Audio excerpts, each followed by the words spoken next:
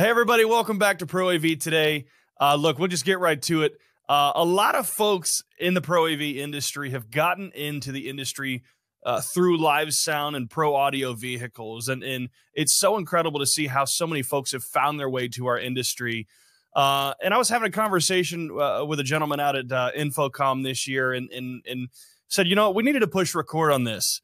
So we're doing that right now, and that leads me to my next point, which we've got a great guest on. That's Matt Lawrence over from Avid Live Sound. Matt, thanks so much for coming on the show today. Well, I appreciate you having me. Thanks, Ben. Well, look, Matt, you and I had a chance to talk on Avixa TV. It was a great conversation. It was a little bit more formal probably than our conversation today will be. But for those of you who don't know Matt, you've had a chance to tour with feels like everybody from Lauryn Hill, Fifth Harmony.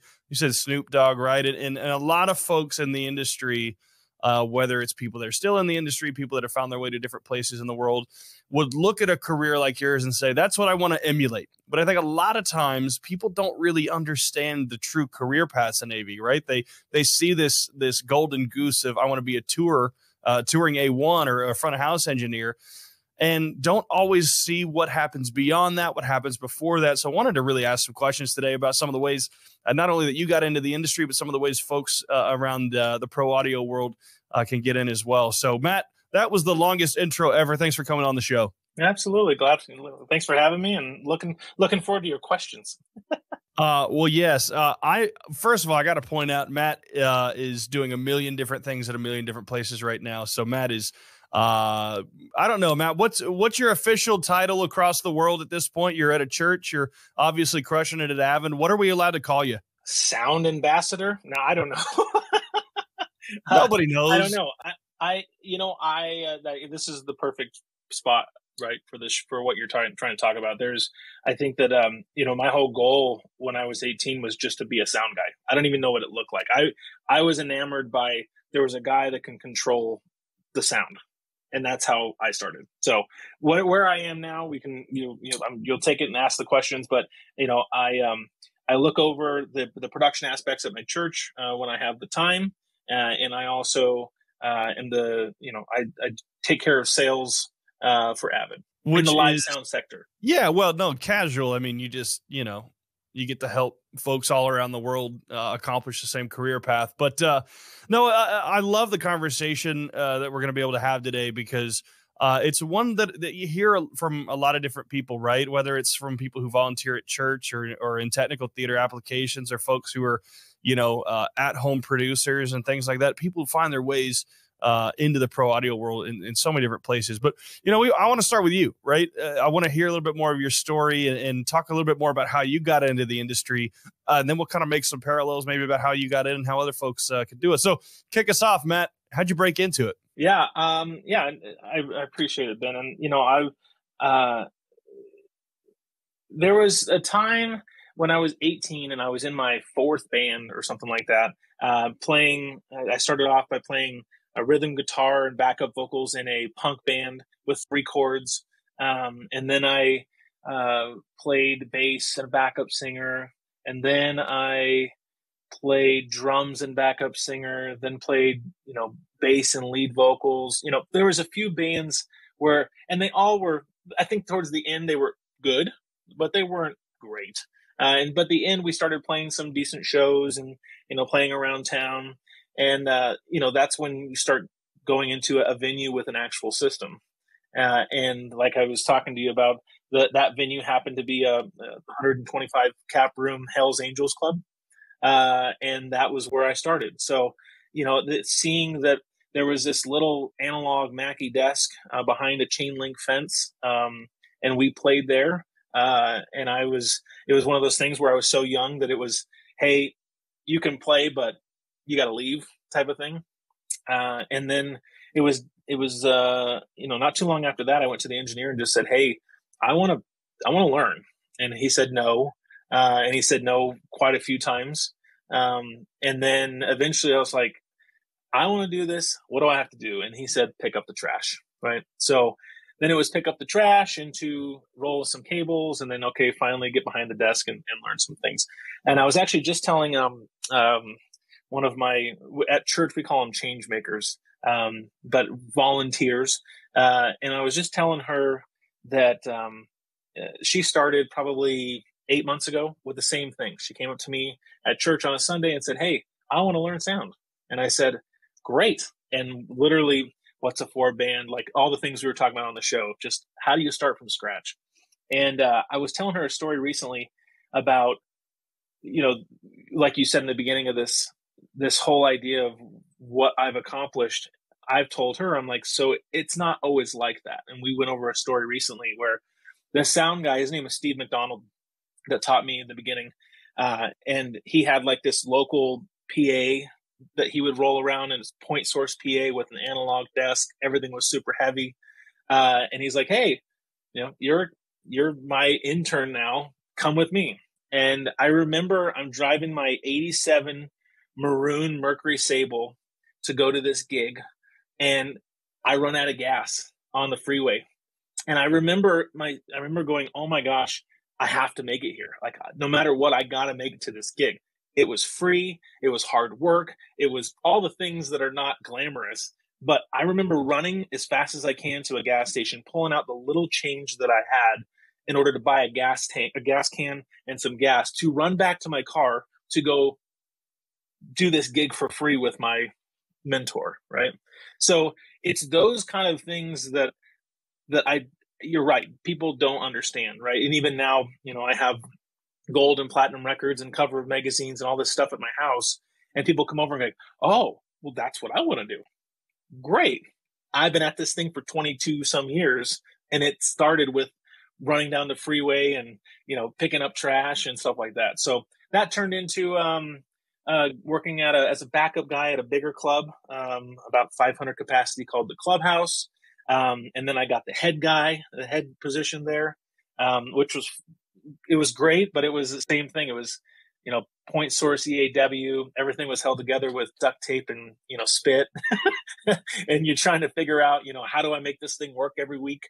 And then, my favorite band, Strung Out, like I said on the show, picked me up and we started touring. But that even then was touring around in a van, staying in hotel rooms, sharing a room, everything that you could possibly think of that was fun, but it wasn't glamorous. And I started touring with a band called the Dirty Heads for years. And again, we started in a van. And then even in that, we started sleeping on Motel 6. We'd get one room. We'd share a Motel 6. We'd fight for the couch cushions in order to possibly lay your head down and then go to the next show that might have 5 people there. Right. And now they're very successful and they're selling out amphitheaters and stuff like that. But finding that rhythm of where you're at with your career, what what your experience is with what level of what your direction is. Mine was always, I wanted to tour forever. And then later on, it turned out, elsewhere. So I'll let you, that's a lot to swallow as usual. That's how I started last time. But, after I got into touring with bigger bands, there was another path, but I'll let you go from here. Well, no, that's a great point, right? And even folks like myself who've found different paths in the industry, I feel like there's this glamorization of, man, I would love to go be an LD or a front of house engineer or a video tech for a lot of these tours, because you go to concerts and you think that is the pinnacle. And for a lot of people, it is, right? If you're mixing Taylor Swift, Beyonce, you're playing on stage on retainer, that is really the pinnacle of the live sound side. But those jobs are kind of few and far between, right? And you had the chance to meet and work with some incredible artists. But, starting with that in mind, right, once you kind of hit that point of, hey, this is great, I'm working with the Fifth Harmonies, I'm working with the Lauryn Hills of this world, how did maybe some of those new career paths open up, especially once you got to the point that you had, quote unquote, made it? Yeah, quote unquote, making it. So I started with touring sucks, by the way. If anybody's watching this, like, it's cool for about an hour a day. It's miserable. Well, and I had a list. I remember when I was working at these clubs, and I was like, I just want to tour. And then I started having a list, like, if I could just ride in a van, if I could just mix, a theater, if I could just be in a bus, if I could just mix an arena, if I could just fly in a private jet, if I could just start mixing stadiums, if I could write all these things. And by the time I was in my early 30s, I had scratched all those off, right? I've toured 50 different countries. I private jets and buses and all this fun stuff. And I remember specifically, I was mixing Snoop Dogg on one of my favorite consoles, on one of my favorite PAs, and it's mixing, one of the coolest rap artists out there. And I just remember, and we had the nice catering right in the back. We had all the things that you could possibly want in a quote unquote fun environment, or you made it, if you will. And I just remember sitting back and going, this is not where I want to be. Like, this is kind of ran its course, which sucks. I mean, you have these aspirations as a kid where, man, if I could do this, this would be the best thing ever. And I'm not taking away, like, mixing Madison Square Garden and Wembley Stadium. And like, there's pinnacles of my career where I'm like, holy smokes, I can't believe I'm doing this. But I think just like anything, it gets old, and it sucks, but that's just the truth, and you finally go, well, here I am again, leaving my family. Here I am at the same, I've been to this particular venue 10 times and I've seen this same guy or same gal, and, it's the same thing. So my transition was really, really interesting. And I think that the idea of what you're bringing to the table and what we want to talk about is the idea to keep your mind open. So when I was touring in 2016, and then after 16, went to the NAMM show with a guy named Mike Bangs. He works for Allen Heath, and he's like, "Hey, come talk to the vice president. Come talk to these people. Just you're obviously mixing on the platform. Come see what's going on." Well, the vice president, and I mentioned him on the show. His name's Tim Schaefer. He was like, "Hey, have you ever thought about getting off the road?" And that was at the point where my daughter was 4-ish. And I'd been having these like, crap, I'm not as excited to go on the road. I'm not as excited to do the things that I've done for all these years. Is there something else? Right. And, I thought the goal was to be, so Mike Bangs is I don't know his exact title, but call him the technical wizard, right? He does all the trainings. He does all the stuff. He answers the phone for stuff. I mean, he is the Allen Heath brand ambassador. He's pretty amazing. But I think the goal at first was, hey, you might be the Bangs 2.0 or that technical guy 2.0. And I'm like, okay, like when I'm on the road, whatever console I've had, I'm showing the console and what's going on. And the vice president calls me and goes, I think that you should become the Western Regional Sales Manager. No, like that doesn't work. Why would I ever want to do that? That title doesn't jump off the page quite like Training Wizard does. So, I was just like, it doesn't make sense to me. Why would I want to do that? And what's interesting, and I would love whoever's watching to think about this, is that some people can see things in you that you might not be able to see yourself. And my love for the live sound industry, my love for consoles and what that looks like, he saw that. And he saw in order to do sales, you have to have some sort of personality. And I love to talk to people, pretty eccentric in how I do things. And he's like, okay, I can take that. And if I show you spreadsheets and, email etiquette and being able to, work with a pipeline and what those look like, I think you might be able to do something here. Right. And so having somebody who sees something in you that you don't see and believes in you is really I think that's the magic. That's where, instead of, if I would have just been very like, I'm going to tour forever, this is all I do, and keep chasing that thing, I wouldn't be where I'm at today. Well, and you bring up a really good point, right? And you and I have very similar stories, and myself a little bit more on the video side. But, you get so used to hey, here are the hard skills that I use every day. I could set up and tear down a system better than anybody that I know. But like, you forget that you're one or two hard skills, whether it's email etiquette, whether it's, talking on the phone, being able to call people. Like, these are skills that translate into I even hate to say the real world. That's not what I mean at all, but translate into different areas, right? And those are some of the hard skills that help bring folks, whether it's off the road or out of the clubs, into kind of other places in the AV industry and the pro audio industry. You talk about a couple of them with the email etiquette and kind of the best practices for communication and building pipelines and things like that. What would you say are some of the other hard skills that you think are really beneficial and necessary to kind of come out of that world and then dive into the AV side? Yeah. So I guess this would be a good time to put out there. Live sound, I felt like, man, I'm really clicking on all cylinders, right? And I wouldn't say that I'm an expert by any means, but I had done enough things to spend some time, put some accolades, did some things. That what I realized the first step is when I needed to demo a console, and I realized that there's so much more to let's just say console than what I was using it for, right? And you're like, wait a second. Why would you use a mix minus, or what is it Dugan, right? Or what, right? Like you go, like what is networking? You mean I need to network the console? Like it's supposed to just hook up, right? So, I mean, I was very, very analog minded for a very long time, but diving further into even just what you're trying to do. So like integrator, right? If you're going down that world, Dante, or, going down even into, what's the QSC? I can't think of it. I don't ever use it. What is the QSC? QSYS? Man, thank you. Jeez Louise. I don't use it, so don't hate me on that. But these different. We're not cutting that out either. That's staying. the digital signal processing stuff like that, right? So we have a Dante backbone at the church, so that's what I use.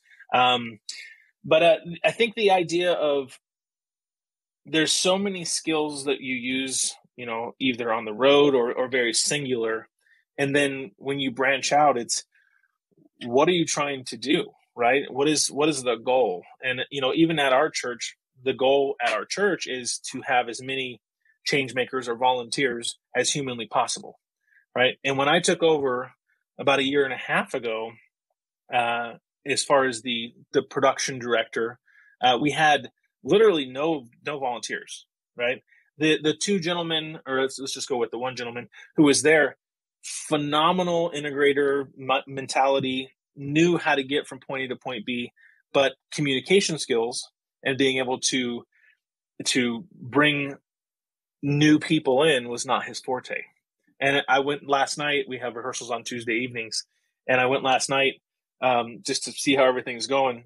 And in the sound booth, there's the girl her name's Abby. She was mixing, which again 8 months ago didn't know anything about sound. She's mixing. There's two guys who are a little bit older than her or about same age behind her, learning from her.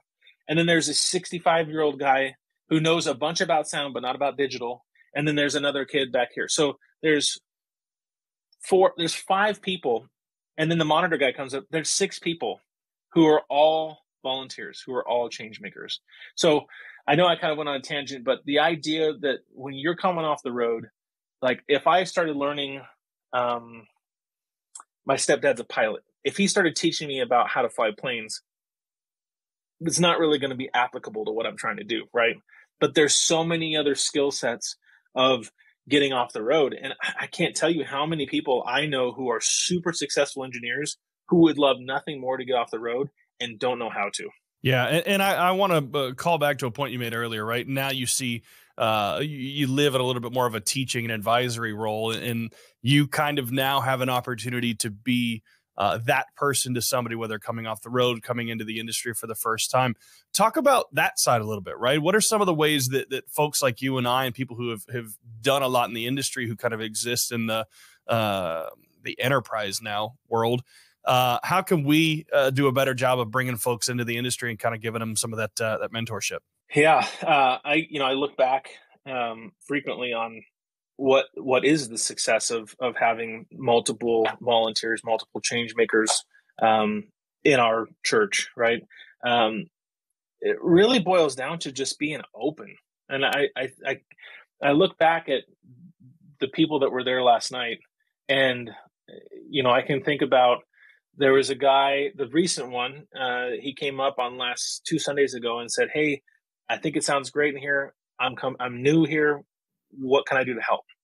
And I think that right there is pretty much the meat and potatoes, because this other girl, this other Abby, she came up to me, same thing. "Hey, I want to learn sound." Bob, who's the older gentleman, he could have came up to me. He said, "Hey, I'm new here. How do I become, involved?" And I think that right there is everything, because in that instant, making somebody feel welcome, making somebody feel like they're not inadequate or they don't know enough, or, all these things that we know can be super intimidating, right? I mean, I have a 32D S6L sitting at front of house with, the screens and the knobs and everything. Anybody who looks at that could be intimidated, but to feel whoever's asking, let them feel like nothing's out of reach, right? Let them feel like no matter what they're trying to accomplish or experience, maybe they know it or not, like we've been talking about, that there's somebody there who cares, and there's somebody there that can teach them. And I think that is where there's a lot of, I was a victim of that part of the success as well, is where I thought, again, when I got off the road, was like, look how cool I am. I've done so much. And then you start realizing all these other things that you can do inside of the AVL industry, and realizing, well, man, if you just put me in integration, I suck. Or you take somebody who's in integration and tell them that, hey, go do a live show right now for a stadium.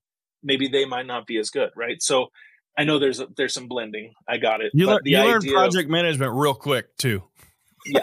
So the idea, I think your question is, how do we help? I think we'd be open-minded for whoever's interested to feel welcome. I think that's a great place for us really to kind of land the plane, and we have to have more of these conversations anyway, Matt, because, one of the biggest battles that we face as an industry is tribal knowledge, and there's nothing else that we can do at this point other than call it out, right? We don't want to share our secret sauce, or historically haven't wanted to share our secret sauce, whether that's on the hardware side, integration side, application engineer side. And our industry cannot thrive like that, right? We have to be training focused. We have to be education focused. Whether you're training volunteers at a house of worship, whether you're training new installers, integrators, designers, manufacturers, engineers, we have to have a more education focused mindset, not only to grow as an industry, but to continue to serve our end users, our audiences, our communities. And I think that out of the voices in the industry, yours kind of stands above, right? Because you've had the chance to really reach a lot of the pinnacles of the AV industry, and yet you still are a voice for community and change and teaching in the industry. So I want to commend you on that, and also invite you back onto the show again, because we didn't get to talk about everything today. There's always nuggets to pull from you. I appreciate it. Yeah, there's thanks for the time on the show. And I mean, anytime you want me on, we just, it seems like every time we get to chat, we start dipping in, and then all of a sudden it's like, well, time's up. Yeah. And that's the unfortunate reality of timed episodes, even though we're not on linear TV, so we could go for longer, but I don't think either of us has a ton of time to do that today. 'Cause we're just doing a lot of business. It's great. It's a testament to the reality of you can have a successful career coming off the road and coming out of traditional AV applications. But Matt, thanks so much for joining us today. Best of luck, not only at the church, but at Avid. Thank you so much. Appreciate you. And thank you all for tuning in. Be sure to subscribe and join us next time here on ProAV Today.